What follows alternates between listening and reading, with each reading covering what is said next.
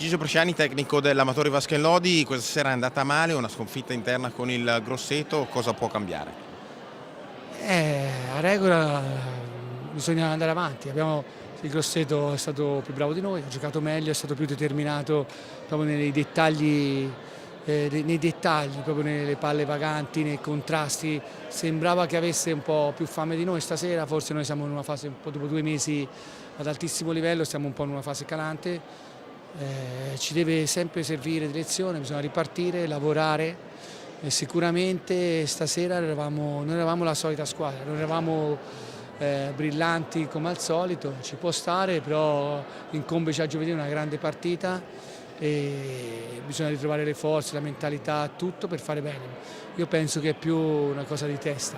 È successo e lavorare. Io avevo previsto questo calo, infatti settimana avevamo lavorato un po' di scarico perché eravamo stanchi da tutte queste partite, però adesso bisogna reagire, abbiamo delle partite importantissime, c'è una Champions, c'è un campionato, c'è una Coppa Italia e bisogna sicuramente fare meglio di stasera, a partire dall'allenatore, tutti, perché sicuramente non gli ho dato la carica giusta, sicuramente loro non erano determinati come al solito, però è una squadra che deve fare mea culpa stasera e lavorare per migliorare sempre.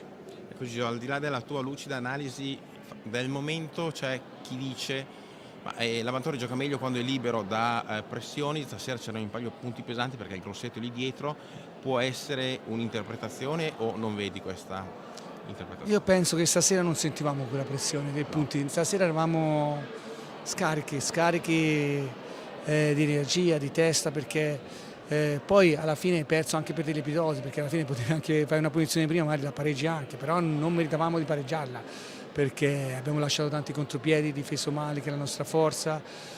Io penso che quando noi siamo sotto pressione per me diamo sempre il massimo e invece quando pensiamo che siamo poco umili, allora forse lì siamo ancora una squadra che deve migliorare tanto. Sapere che in questo campionato, per fortuna è un bellissimo campionato che è quello che ci ha fatto arrivare avanti in Champions, perché il livello si è alzato, bisogna non mai essere rilassati, ogni partita per noi è determinante, siamo una squadra che deve lottare partita per partita.